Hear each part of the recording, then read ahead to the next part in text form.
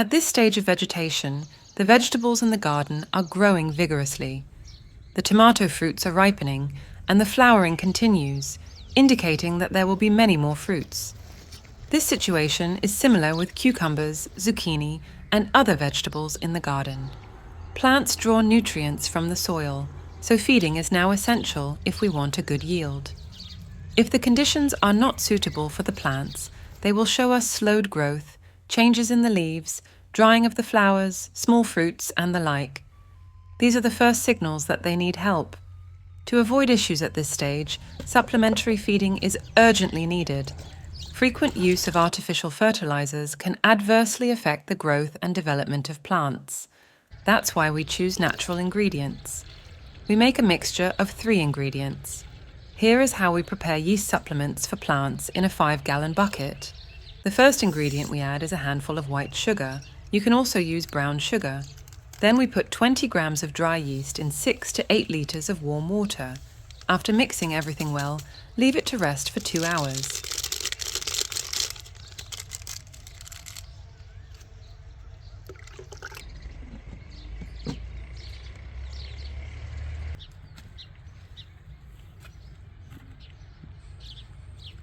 After 2 hours, stir it again, and the solution is ready for watering. Immediately water the vegetables in the garden with this solution. It's important not to let the solution stand, but to use it immediately.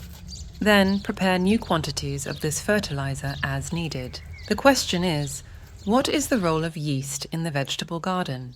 Yeast is often used in gardening for its nutrients and beneficial microorganisms. What are the effects of yeast?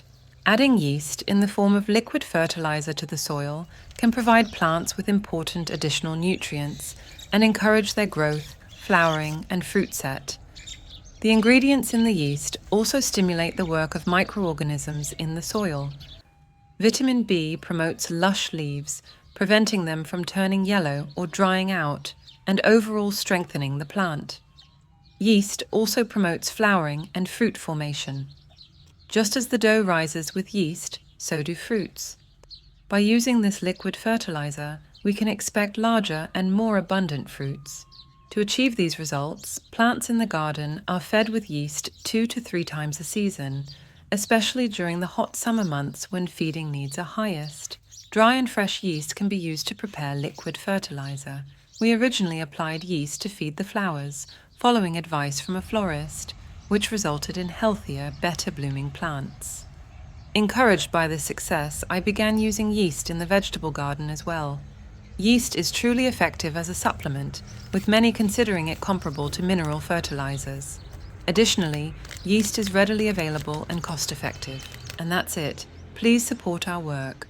The easiest way to support our work is by liking the video, clicking the follow button, and then the bell to confirm. Your support means a lot to us. Thank you.